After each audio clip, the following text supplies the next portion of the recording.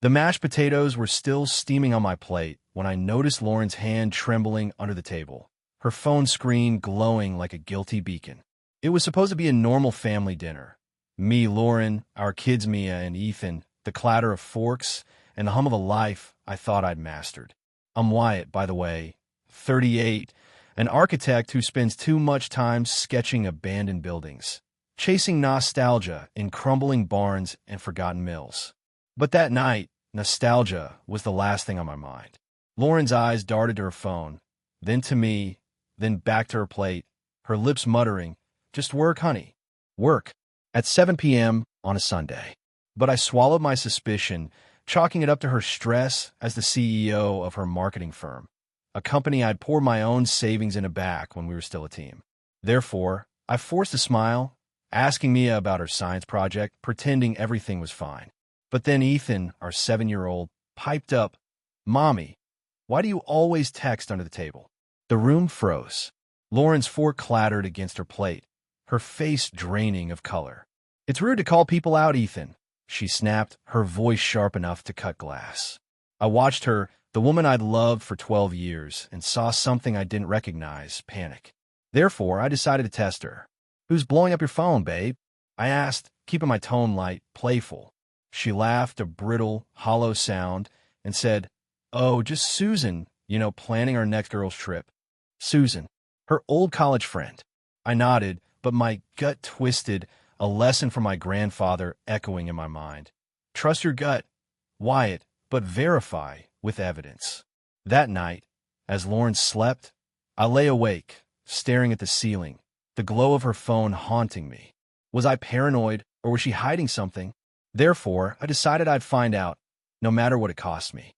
The next morning, I watched Lauren pack her suitcase, her movements mechanical, rehearsed. "Another emergency trip to see your parents?" I asked, leaning against the bedroom door, my coffee mug warm in my hands. She nodded, barely looking at me. "Yeah, Dad's been having health issues, you know that." Richard, her father, had always been a bull of a man, but I didn't argue. Context settled over me like a fog. Lauren had been making these trips to upstate New York every few weeks, always with some excuse. Her mom needed help, her dad's doctor appointments, Susan needing a shoulder to cry on. But I'd ignored the pattern, telling myself I was just being paranoid, that marriage was about trust. But then I heard it, a whisper from the bathroom. The door cracked just enough for her voice to slip through. "No, he doesn't suspect anything," she hissed, her tone low, urgent. My coffee mug nearly slipped from my hands. Who was she talking to? Susan? Her dad? Someone else? Therefore, my mind raced, piecing together the clues. Her late nights at the office, her sudden need for space, the way she flinched when I touched her. I wanted to barge in, demand answers, but I remembered my grandfather's advice. Evidence first. So I waited, watching her kiss the kids goodbye, her smile tight, performative. "I'll be back Tuesday," she said, her eyes avoiding mine. I nodded, playing the dutiful husband, but as her car pulled out of the driveway, my resolve hardened. Therefore, I decided to dig deeper. I started with the obvious, her phone, left charging on a nightstand, a rare oversight. But when I swiped the screen, it demanded a passcode I didn't know. Odd, since she'd always used our anniversary date. I tried it anyway, denied. My heart pounded. Had she changed it? Why? That's when I noticed her work laptop on the desk, its screen dark, but its power light blinking. I hesitated, knowing this was a line I couldn't uncross. But the whisper echoed in my mind, "He doesn't suspect anything," and I knew I had no choice. Therefore, I opened the laptop, only to be met with another password prompt, one I'd never seen before. The laptop stared back at me, its password screen a silent taunt. Context flooded in. Lauren's firm, Bright Edge Marketing, had been her dream, a risky startup I'd bankroll with my own savings 12 years ago, back when we were partners in every sense. I never needed access to her work, trusting her implicitly, but now that trust felt like a noose tightening around my neck. But why lock me out now? What is she hiding? Therefore, I tried guessing passwords.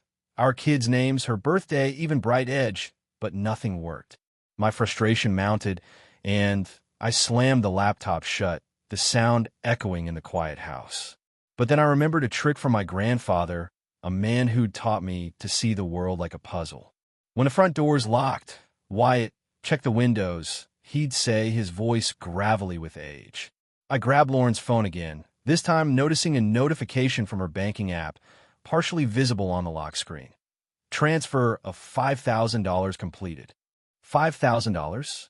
To where? Therefore, I decided to call the bank, posing as a concerned husband checking on our account. The teller was sympathetic, but her words hit me like a punch. Sir, that account is in your wife's name only. Opened 6 months ago. 6 months ago. The timeline clicked. Her trips had started around then, her late nights, her distance. But I needed more than a hunch. I needed evidence. Therefore, I decided to follow her on her next emergency trip to see if she was really going to her parents' house in upstate New York. I told myself I was overreacting, that I'd find her sipping tea with her mom, laughing at my paranoia. But the bank transfer gnawed at me, a loose thread I couldn't ignore. That night, I tucked the kids into bed, their innocent questions, when's mommy coming home, twisting the knife in my chest. I kissed their foreheads, promising everything would be okay. But as I closed their bedroom door, my resolve solidified. Therefore, I started planning, checking her calendar, mapping her route, preparing my excuse to leave the kids with my sister. I wasn't just suspicious anymore. I was determined. The drive to upstate New York was 4 hours, but it felt like forever, my hands gripping the steering wheel as I trailed Lauren's silver SUV from a safe distance. Context grounded me. I told my sister, Emily, I needed a weekend to clear my head, leaving Mia and Ethan in her care. I'd even brought my sketchbook, a habit born from years of finding solace in abandoned buildings, though I doubted I'd have time to draw. But as Lauren's taillights bobbed ahead, my mind churned, replaying her lies, her whispers, that $5,000 transfer. Was she meeting someone? Paying someone off? Therefore, I steel myself, determined to catch her in the act, whatever the act was. But then I saw her turn into her parents' driveway, the familiar red brick house looming under a gray sky. My stomach dropped. She was actually here? Had I misjudged her? I parked a block away, my heart pounding, and watched her carry her suitcase inside, greeted by her mother, Diane, with a warm hug. Therefore, I felt a wave of relief, followed by shame. Was I the villain here, spying on my wife, doubting her loyalty? I pulled out my sketchbook, tracing the outline of an old barn across the street, trying to calm my nerves, to convince myself I'd been wrong. But then I saw movement. Richard, Lauren's father, stepping onto the porch, his face etched with something I couldn't place. Anger? Fear? He glanced around, as if checking for onlookers, then went back inside. My relief evaporated. Therefore, I decided to confront Lauren directly, to surprise her, to see her reaction. I told myself it was innocent. I'd say I missed her, wanted to check on Richard's health, anything to explain my presence. But as I walked up the driveway, my gut screamed that something was off. I knocked, and Richard answered, his eyes widening when he saw me. "Wyatt, what are you doing here?" he asked, his voice tight. I forced a smile, saying, "Thought I'd surprise Lauren, see how you're holding up." But his face darkened, and he stepped aside, his voice low, urgent. "You need to see this," he said, leading me upstairs. The stairs creaked under my weight, each step amplifying the tension coiling in my chest. Context settled over me. Richard had always been a straight shooter, a retired contractor who valued honesty above all else, a man I'd respected as much as my own father. But now, his silence was deafening, his shoulders hunched as if carrying a burden too heavy to bear.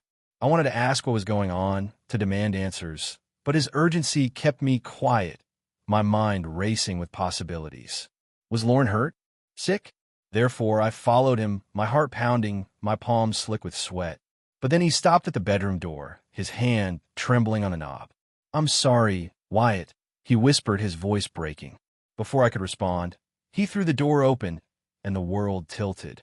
There was Lauren, my wife, in a tangled embrace with a man I didn't recognize, their bodies pressed together on Richard's bed.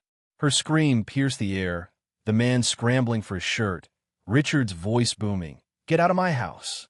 Therefore, my shock ignited into rage, and I acted without thinking, lunging at the man, my fists clenched, ready to pummel him into the floorboards. But Richard grabbed me, his grip iron-tight, pulling me back. "Not like this, Wyatt," he growled, his voice steady despite the chaos. Lauren was crying, babbling excuses. "It's not what it looks like, I swear." But her words were meaningless, white noise against the roar in my head. The man bolted past me, his face a blur, and I wanted to chase him, to demand answers, but Richard held firm. Therefore, I turned on Lauren, my voice shaking with betrayal. "Who is he? How long, Lauren? How long have you been lying to me?" She opened her mouth, but Richard cut her off, his voice cold, cutting. "It's Greg, her business partner. And it's not the first time, Wyatt. Greg." The name hit me like a freight train, reframing every late night, every work trip, every whispered phone call. Therefore, I stormed out, ignoring Lauren's pleas, my mind already shifting from rage to something colder, more dangerous, determination.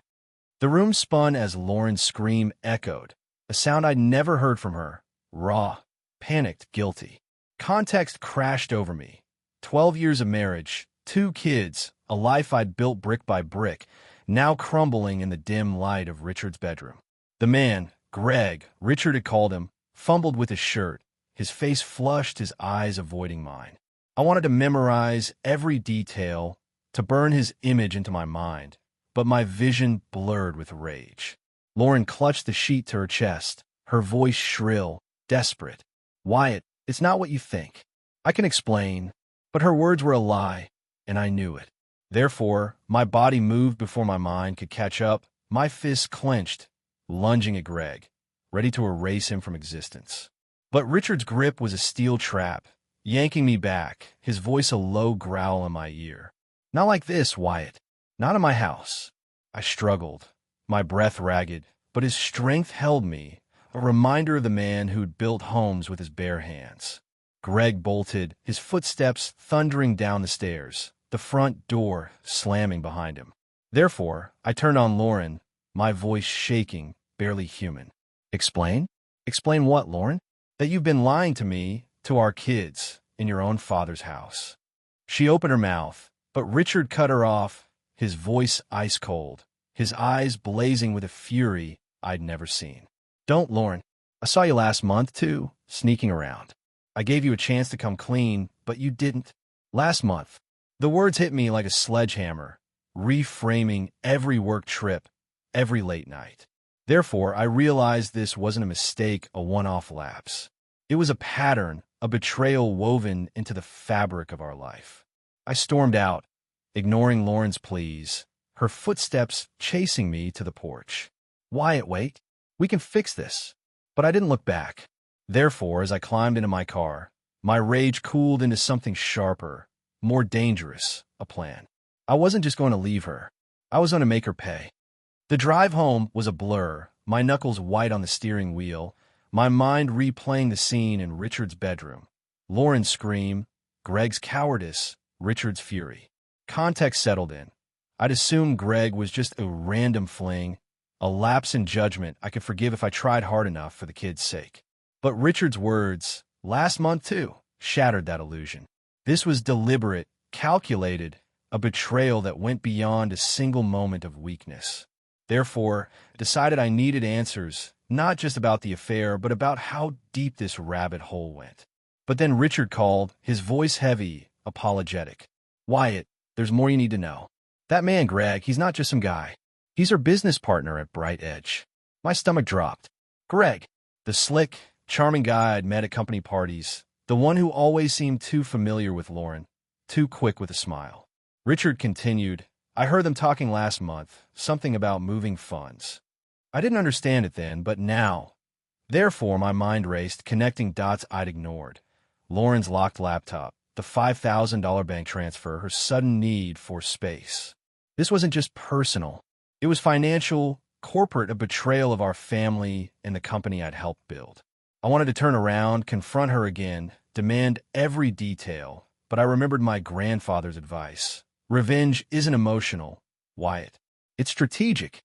Therefore, I decided to act, not react.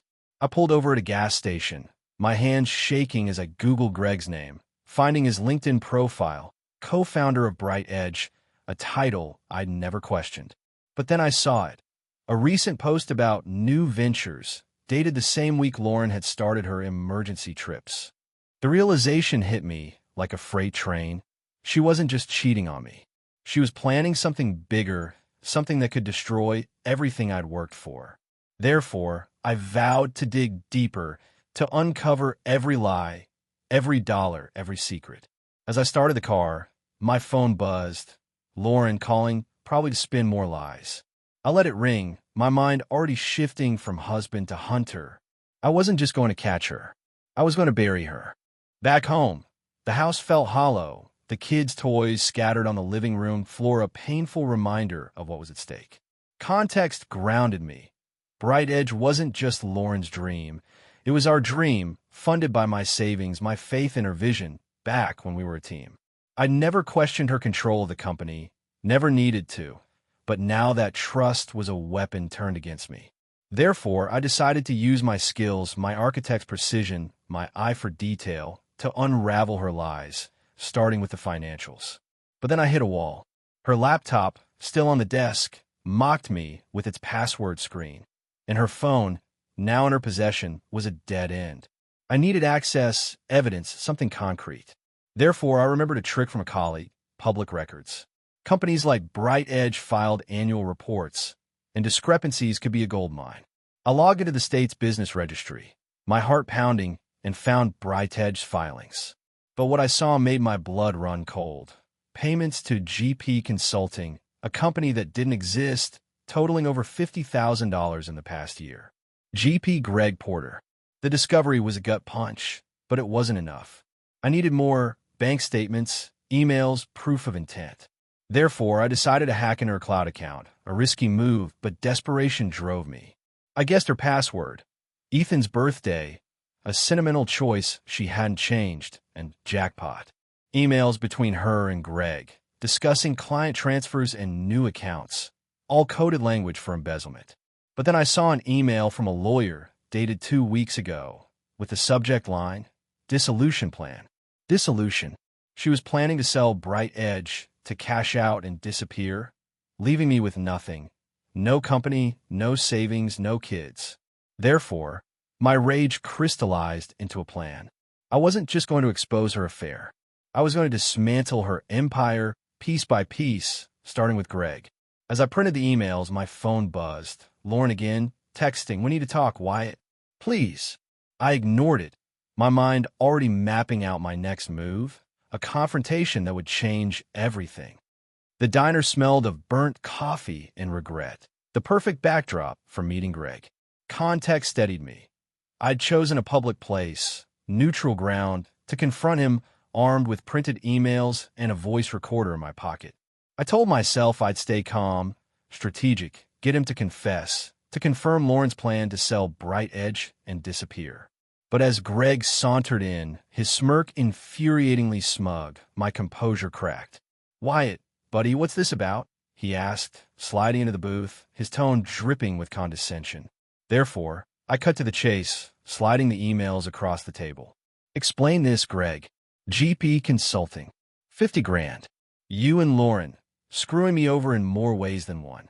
But then he laughed, a sharp, mocking sound that made my fists clench. "Oh, Wyatt, you think I'm a mastermind? Lauren's the one calling the shots. I'm just along for the ride." Well, rides plural. His wink was a match to my gasoline, but his next words doused me in ice. "She's been planning this for years, buddy. Sell the company, take the kids, start fresh. I'm just a guy keeping her entertained." Therefore, my mind reeled, the scope of her betrayal expanding, a black hole swallowing my reality. Take the kids? Years?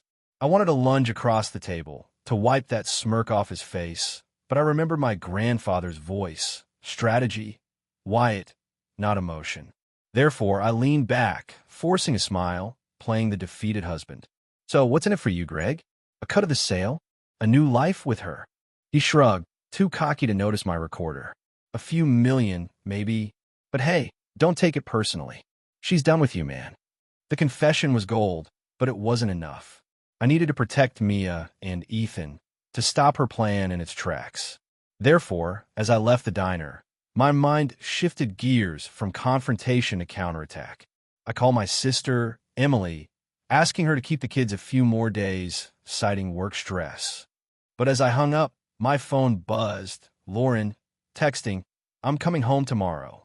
We need to talk about the kids." The kids. Her endgame. I wasn't just fighting for justice now. I was fighting for my family. The lawyer's office smelled of leather and desperation, a stark contrast to the chaos in my mind. Context anchored me. I found Sarah Bennett online, a divorce attorney known for handling messy cases, the kind where infidelity and fraud collide. I laid out everything. The affair, the emails, Greg's confession, Lauren's plan to sell Bright Edge and take the kids. Sarah listened, her pen tapping the desk, her eyes sharp. "New York's a no-fault divorce state. Wyatt," she said, "but infidelity can influence custody, especially if it impacts the kid's stability. And the fraud? That's your ace." Therefore, I felt a flicker of hope, a legal path to protect Mia and Ethan, to reclaim what Lauren was trying to steal. But then Sarah dropped a bombshell. Bright Edge isn't her name, Wyatt. Legally, it's hers, even if you funded it. If she sells, you get nothing, unless we prove fraud and tie it to the divorce. Nothing. The word echoed, a reminder of how blind I'd been, how much I'd trusted her. Therefore, I remembered my grandfather's advice, etched in my memory from a summer spent sketching old mills. Revenge isn't emotional, Wyatt. It's strategic. I nodded, asking, "What about the kids?" "She's planning to take them, to disappear." Sarah's eyes narrowed. "We file for emergency custody, citing her instability, financial and moral. But we need more than Greg's word. We need witnesses, proof. Witnesses." Richard's face flashed in my mind, his fury, his apology. Therefore, I decided to call him, to enlist his help, to turn Lauren's own father into my greatest ally. I dialed his number, my heart pounding, and he answered, his voice weary. "Wyatt, I've been waiting for this call. I'll testify, do whatever it takes. She's my daughter, but what she's doing, it's wrong." His words were a lifeline, but then he added, "There's more, Wyatt. She's meeting with buyers next week. You need to move fast." Buyers. Next week. The timeline tightened, a noose around Lauren's plans. Therefore, as I left Sarah's office, my resolve hardened, my transformation complete, from trusting husband to calculating avenger. I wasn't just going to stop her. I was going to destroy her, legally, publicly, permanently. But first, I needed to expose her to the world. The kids' laughter echoed from Emily's backyard, a stark contrast to the storm brewing in my mind. Context steadied me.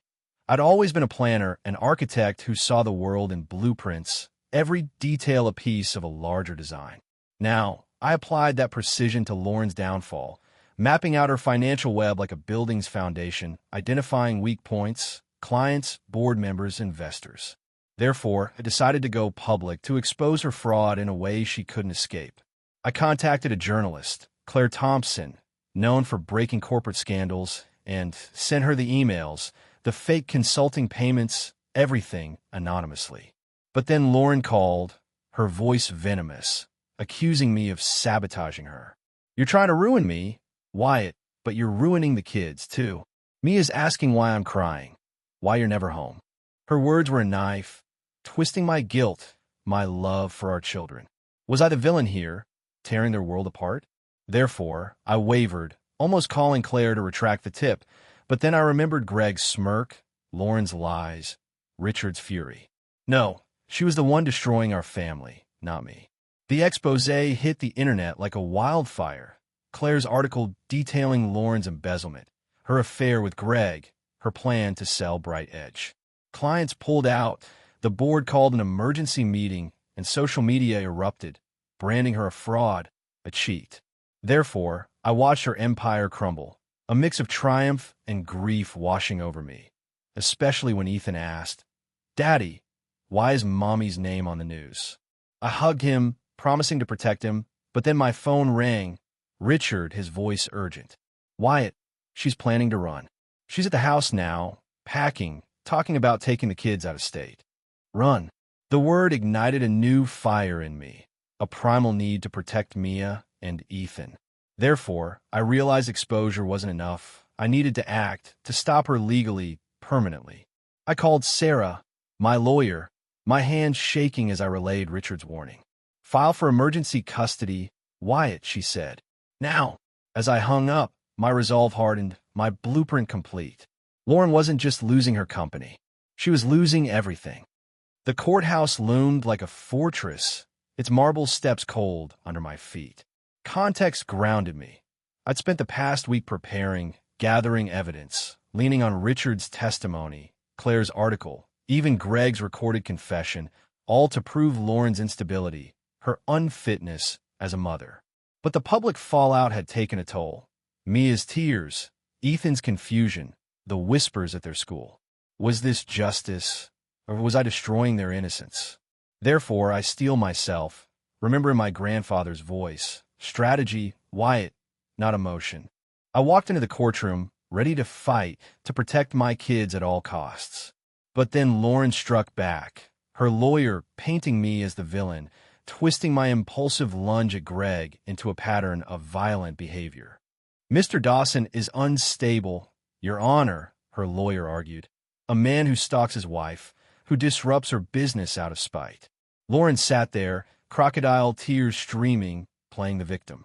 Therefore, my anger flared, but Sarah squeezed my arm, whispering, "Stay calm. We got this."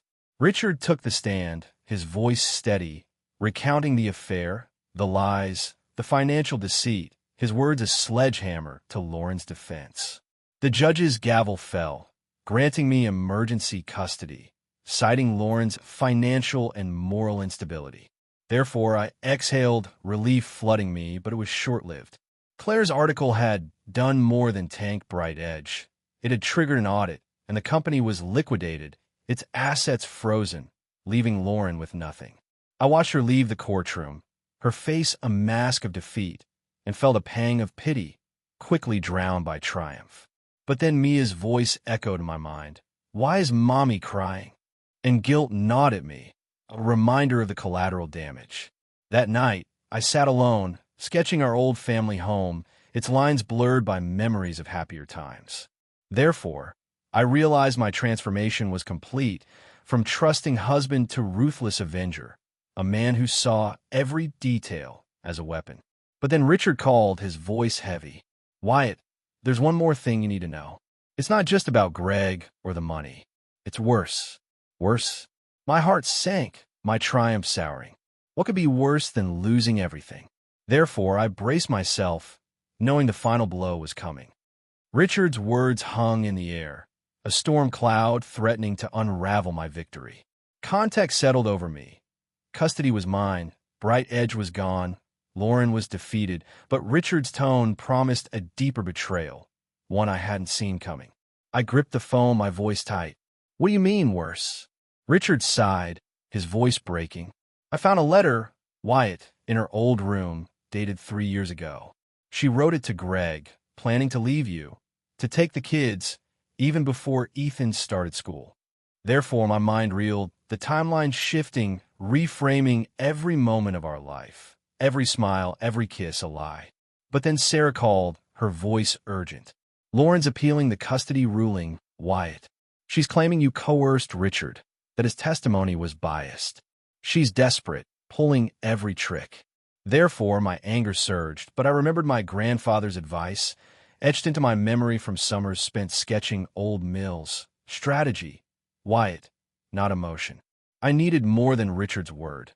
I needed to bury her appeal, to protect Mia and Ethan. I dug into the letter Richard found, scanning its contents, my heart breaking with every line. "I can't live this lie anymore, Greg. Wyatt's too trusting, too blind. We'll sell Bright Edge, start over, just us and the kids." The letter was a grenade, and I handed it to Sarah, who used it to dismantle Lauren's appeal, proving her intent to abduct the kids, to destabilize their lives. Therefore, the judge's final ruling came down, granting me full custody, with Lauren's visitation rights restricted, supervised, a legal wall between her and our children.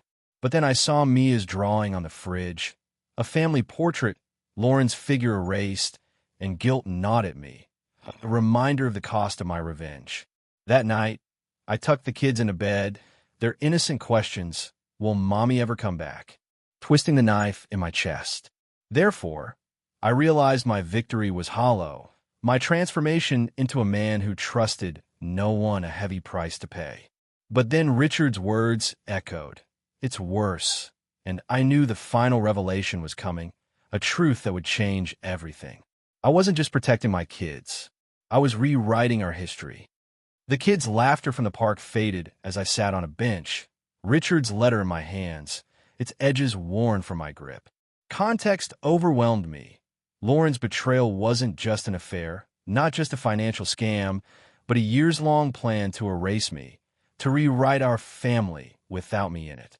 The letter, dated 3 years ago, was a confession of her resentment, her boredom, her hatred of the life we'd built. Why it's too good, too predictable, she wrote. I need more, Greg, and I need you. Therefore, my heart shattered, not from love lost, but from the realization that I'd been blind, a fool living in a lie, raising kids she planned to steal. But then Richard arrived, his face etched with guilt, his voice low. There's more, Wyatt. She didn't just plan to leave. She wanted to destroy you first, financially, emotionally, even legally. That appeal? It was a last-ditch effort to paint you as unfit, to take the kids and disappear. Therefore, my rage reignited, a cold, calculated fire, fueled by the knowledge that her betrayal wasn't impulsive, but methodical, a chess game I'd only now learned to play. I looked at the letter, its words a map of her deceit, and saw the final piece, her signature notarized the illegal intent to dissolve our life. I handed the letter to Sarah, who used it to file a restraining order, citing Lauren's intent to abduct the kids, her history of fraud, her instability. Therefore, the judge granted it, barring Lauren from contact, a legal moat around my family. But then I sketched our old home, its lines blurred by memories of happier times, and realized my transformation was complete, from a man who trusted blindly to one who saw every shadow as a threat. My victory was absolute, but it left me colder, more guarded, a stranger to the man I'd been. That night, I burned the letter, its ashes a symbol of my resolve. Therefore, I vowed to rebuild, to protect Mia and Ethan, to never trust again.